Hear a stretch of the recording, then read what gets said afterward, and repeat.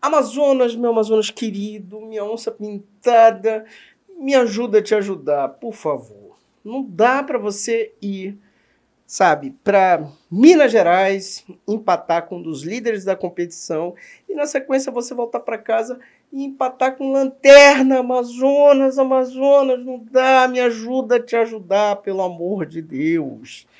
Vamos falar sobre esse jogo, mas antes, não esquece de se inscrever aqui no canal, de deixar seu comentário, de deixar aquele joinha maroto, de compartilhar esse vídeo e fazer tudo aquilo que você sabe que tem que fazer para valorizar o futebol amazonense e, de quebra, aqui também o nosso canal. Roda a vinheta!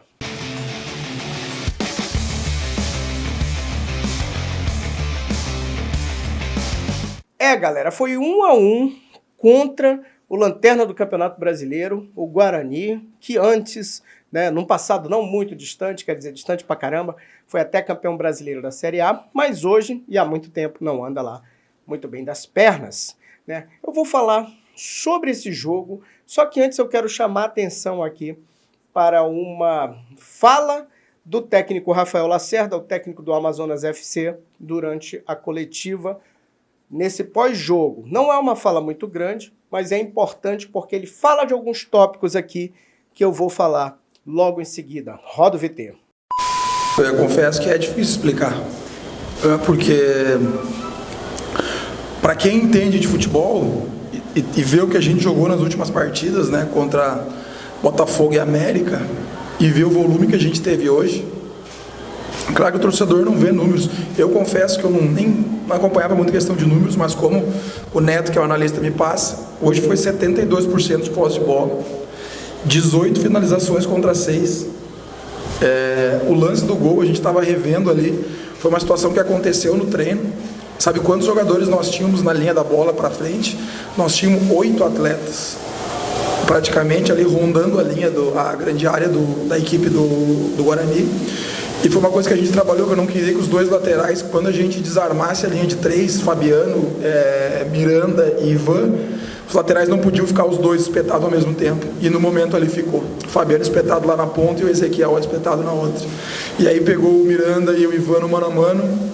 A gente temporizou demais, acabou sofrendo gol. Mas eu confesso que é difícil explicar. A equipe treina bem, a equipe joga bem fora de casa. Não posso dizer que a equipe jogou mal hoje. Se nós tivéssemos empatado contra a Vila Nova e contra a Chapecoense, talvez nós estaríamos numa situação melhor. Mas é difícil, eu entendo o torcedor, claro que às vezes o torcedor reclama e está no direito dele, ele paga o ingresso, mas eu não posso dizer que a equipe não jogou bem. A equipe teve volume, teve esse número de finalizações que eu te falei. A gente tentou de todas as maneiras, eles praticamente, a gente erra o passe por dentro, toma a transição, acaba sofrendo gol, muitas chances. A gente não finalizou tanto no primeiro tempo, mais no segundo. O time entrou por todos os lados, Serafim fez mais uma partida boa, criando muito quando ele mudou de lado, quando ele foi pelo lado direito. Falei para os atletas, tem que levantar a cabeça, o campeonato é longo, não é muito ruim tu não ganhar dentro de casa, é muito ruim tu ir fora de casa, conquistar, mas a gente tem que entender o porquê que nós não estamos jogando, eu não posso dizer que a gente não está jogando bem dentro de casa, mas tem alguma coisa. O gramado, que não está nas melhores condições, o gramado não está nas melhores condições, mas daí ele é ruim para os dois lados, né? Mas quando ele é ruim para os dois lados, ele vai dificultar para a equipe que tem mais a bola. E como a gente teve 72% de posse de bola, o gol deles resulta num passe errado. Então, assim, não estou aqui para reclamar, a responsabilidade não da derrota, do empate é minha, né? Mas a gente também tem que cuidar desses detalhes. Então, assim, basta levantar a cabeça, tem que continuar trabalhando. Temos o próximo adversário agora, que provavelmente vai ser o jogo do Goiás, acho que foi adiado, né? E vamos ter mais um jogo dentro de casa. O torcedor, ele está de parabéns, porque ele compareceu, ele empurrou, ele tem todo o direito de no final do jogo nos cobrar. Bom, primeira coisa aqui que o Lacerda falou, né, que é difícil explicar o resultado. Lacerda, se é difícil para ti, imagina para o resto. Bom, outra aspas do Lacerda aqui, ele diz o seguinte, né, não pode dizer que a equipe jogou mal.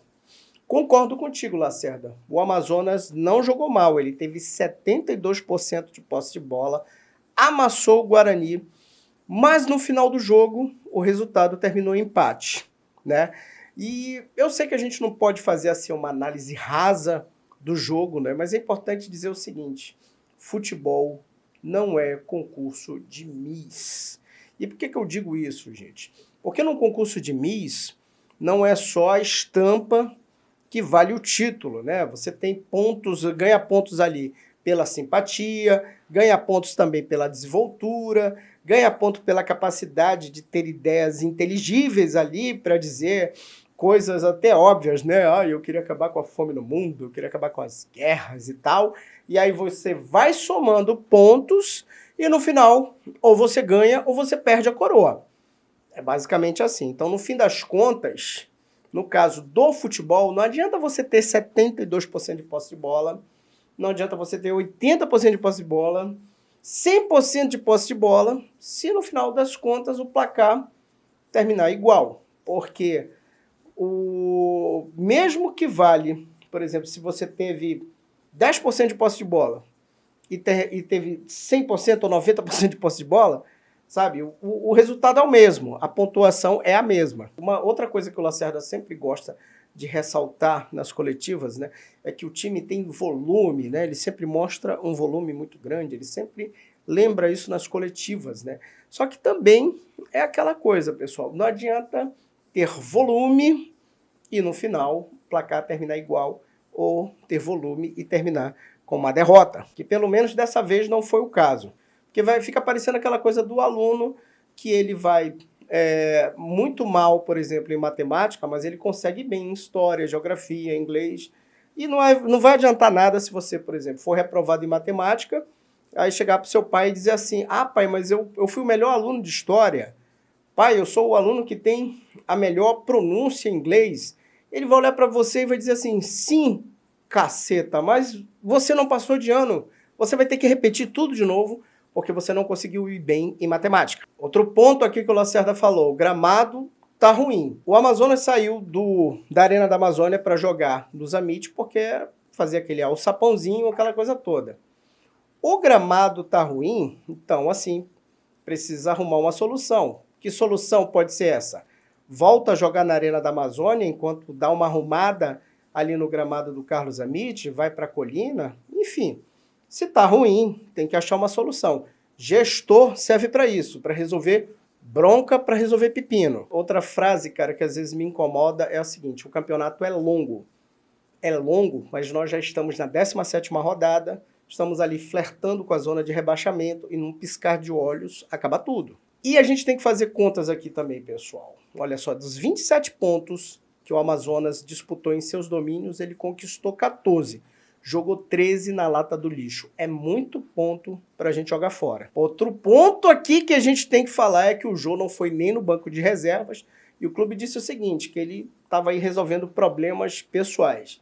E aí aquela coisa, né? O último que disse que estava resolvendo problemas pessoais foi o Patrick, né? E o Patrick não voltou. E por fim, olha que revelação interessante que o Lacerda fez sobre aqueles atletas do Amazonas que não vêm sendo aproveitados no Campeonato Brasileiro da Série B.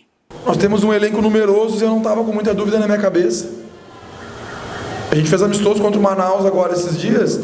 Muita gente não aproveitou o amistoso que a gente fez contra o Manaus. A gente venceu contra o Manaus, jogaram as reservas, mas muitos atletas não aproveitaram a oportunidade. Às vezes a Lacerda não coloca para jogar A ou B. Mas a gente teve muita dificuldade contra o Manaus, que é um clube que está na Série D, com todo respeito ao Manaus, né? E a gente teve dificuldade para ganhar do time reserva do Manaus. Então, assim, às vezes a gente cobrar, por que o fulano não joga, por que o outro não joga? Não aproveita a oportunidade. O Varão aproveitou, a minha dúvida hoje era Varão, era Gimenez e Cauã. Por quê? Porque Gimenez e Cauã estavam muito bem e o Varão também foi muito bem na última partida. Então, assim, Renan também fez boas partidas, mas os atletas que não estão jogando, eles precisam me demonstrar nos treinos que eles têm condições de jogar também. Bicho, os reservas do Amazonas tiveram dificuldade para vencer os reservas do Manaus, um time que está disputando o Campeonato Brasileiro da Série D. Rapaz, depois dessa, me resta imitar o Coronel Jesuíno daquela novela Gabriela. Me dá licença, eu vou cagar.